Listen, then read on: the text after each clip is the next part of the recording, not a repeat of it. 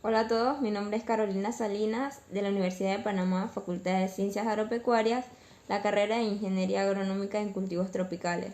El día de hoy les estaré hablando un poco sobre un libro bastante particular, el cual es titulado como Relaciones entre Panamá y Estados Unidos, y estaremos tratando el tema de la expansión de Estados Unidos y Gran Bretaña en América Latina desde 1824 hasta 1860, el cual fue escrito por Celestino Araúz y Patricia Pisurno. El bosquejo de la historia de los Estados Unidos entre 1824 a 1845. Las dos décadas comprendidas entre 1824 y 1845 significaron para Estados Unidos una gran oportunidad de prosperidad y un desarrollo ininterrumpido en cual se plasmó la realización de obras públicas y la expansión hacia el oeste. Este periodo fue denominado por Andrew Jackson, con quien se denomina la democracia Jackson, el cual caracteriza el Partido Democrático.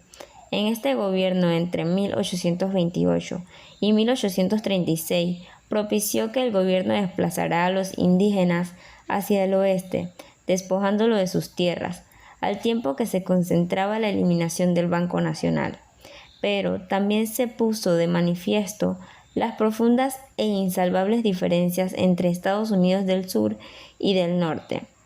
El sucesor de Jackson, Martin Van Buren, tuvo que hacerle frente a la crisis financiera, originada en la especulación que había prevalecido desde la década del 30. En este periodo se vio el florecimiento de la literatura con figuras relevantes como Fenimore Cooper, Herman Melville, Washington Irving, Walt Whitman y otros. Estas dos décadas de la historia de los Estados Unidos se caracterizaron por el extraordinario desarrollo que alcanzó la nación en todos los órdenes, así como el nuevo auge que cobró la emigración hacia el oeste. Pero también fueron muy evidentes los signos de la grave crisis financiera que afectó al país hacia mediados de la década del 30, así como las insalvables diferencias entre estados del norte y del sur, que adquirieron diversas manifestaciones por estos años y que finalmente desembocarían en la guerra civil de la década del 60. También se dio a conocer la construcción del canal Erie en la administración de James Monroe, presidida por Joe Quincy Adams, y fue inaugurado en 1825. Gracias a esto, New York se transformó en la primera ciudad del país en la entrada al oeste. Esta época fue fecundada de la construcción de canales, carreteras y vías férreas, las cuales facilitaron las comunicaciones entre puntos remotos. Durante el periodo de mandato de Jackson, también se aprobó la ley de remoción indígena en el año 1830, con el fin de desplazarlos hacia el oeste del río de Mississippi. El gobierno de Jackson, apodado el Viejo Nogal, se extendió por 2 periodos, pero su influencia duró hasta la Guerra Civil. James Polk y el Destino Manifiesto. Aquí podemos hablar sobre el expansionismo territorial de Estados Unidos, que llegó a su máximo apogeo, con el fin de ponerle freno a las pretensiones de Inglaterra, California y Texas, lugares donde Estados Unidos tenía intereses específicos. En su primer mensaje, Polk interpretó la doctrina Monroe. A la vez, él fue el principal exponente del Destino Manifiesto y justificó la sed de tierras con fundamentos místicos, religiosos y étnicos, arrogándose Estados Unidos el papel del pueblo escogido por la divina providencia para llevar la civilización a las naciones atrasadas. En 1845, Texas fue incorporada a la Unión y el año siguiente Estados Unidos le declaró la guerra a México, lo cual tuvo como resultado la concertación del Tratado Guadalupe-Hidalgo en 1848, por el cual Estados Unidos obtuvo una gran extensión de territorio mexicano a cambio de $15 millones, En 1846, Estados Unidos negoció con Gran Bretaña. Tratado fijado los nuevos límites de Oregón, poniendo término a la larga disputa. El gobierno de Polk no ocultó las ambiciones de larga data de Estados Unidos para apoderarse de Cuba y ofreció al gobierno español $100 millones por la isla, pero esta fue rechazada. Interpretación de la doctrina Monroe. James Polk asumió el cargo de presidente en marzo de 1845. Este se caracterizó por importantes logros, como la reducción de las tarifas aduanas y el establecimiento de la tesorería independiente.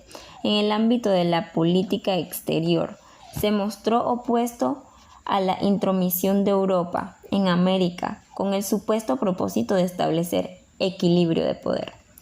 Polk recordó que tenía derecho a reclamar que el continente americano quedara igualmente eximido de toda intervención europea. El expansionismo territorial. Polk encarnó el denominado destino manifiesto, el cual Estados Unidos, escogido por la divina providencia, se arrogaba una misión civilizadora hacia los demás atrasados al continente americano.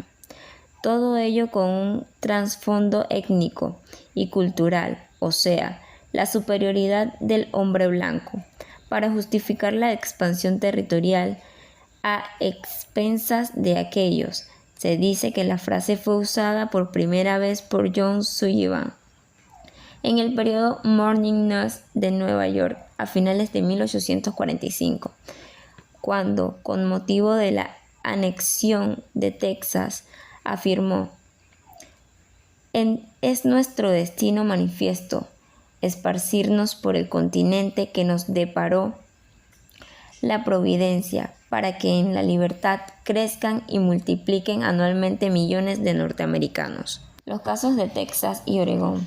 Estados Unidos tenía una sed de tierras y uno de los territorios más codiciados por él era Texas. Pero a raíz del Tratado Adams-Onis en 1819, las ambiciones estadounidenses sobre esta extensa región se atenuaron.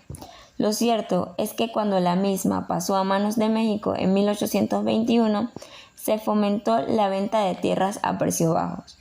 Antes, esto aumentó la población extranjera, que en los años 30 alcanzó 20,000 colonos blancos, dueños de 1,000 esclavos negros.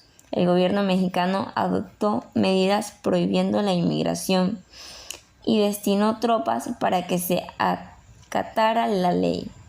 A principios de marzo de 1836, Texas proclamó su independencia de México bajo el liderazgo de Samuel Houston y el mexicano Lorenzo Zavala, quienes fueron designados presidente y vicepresidente de la nueva república. Pero México no reconoció la independencia y el estado de guerra continuó durante 9 años más, y si bien de manera intermitente. Ambiciones estadounidenses sobre Cuba. Ciertamente, el interés de Estados Unidos por Cuba se evidenció desde muy temprano. En 1805, Thomas Jefferson sostenía que Cuba era necesaria para la defensa de Luisiana, como el principal comercio de Estados Unidos en el Caribe era con esta isla durante la segunda década del siglo. La rivalidad entre Estados Unidos y Gran Bretaña por Centroamérica y el Istmo de Panamá. Pese a la promulgación de la doctrina Monroe durante los años 20 y 30 del siglo pasado, Estados Unidos no hizo nada para impedir las agresiones imperialistas de la Gran Bretaña y Francia contra algunos países latinoamericanos, en particular Argentina, México y la Nueva Granada. Mientras tanto, la agresiva presencia británica en Centroamérica y posesorios del rey Mosquito hizo que la República de Colombia primero y la Nueva Granada después adoptaran medidas para salvaguardar sus intereses en la costa Mosquita y en Bocas del Toro. Por otra parte, la influencia de la política de la Gran Bretaña en Panamá quedó en evidencia cuando en septiembre de 1830 se descubrió un complot urdido por algunos notables citadinos tendiente a anexar al istmo a aquella potencia, lo cual constituyó uno de los motivos que llevó a José Domingo a Espinar a efectuar nuestro segundo movimiento separatista de Colombia. La presencia iglesia en la costa de Mosquitos en Bocas del Toro. Precisa advertir que Estados Unidos no invocó la doctrina Monroe durante la tercera y cuarta década del siglo XIX, cuando Inglaterra en 1833 tomó posesión de las Islas Malvinas y Falkland, que hasta entonces pertenecían a Argentina, y no hizo nada cuando, años después, los buques franceses bloquearon los puertos de la Nueva Granada a raíz del caso Barot. Tampoco se esgrimió la doctrina Monroe ante las medidas de fuerza adoptadas por Gran Bretaña contra la Nueva Granada a finales de 1833. El predominio político y comercial inglés en Colombia y Panamá. Por estas fechas, la República de Colombia había negociado grandes empréstitos con casas inglesas en otros renglones de la economía del país, sobre todo en la explotación de las minas de oro, de plata. El propio Molen denunciaba: estos metales toman el camino de Jamaica con tal rapidez, tan gran cantidad, que muy pronto en el país del oro no se encontrará una molécula si no fuera porque los ingleses imprimen la mayor cantidad posible a la explotación de sus minas. Realidad del Istmo de Panamá. Por estas fechas, ante la importancia estratégica y comercial que cada vez adquiría el Istmo de Panamá como posible ruta de un canal interoceánico, la Nueva Granada buscó un respaldo internacional para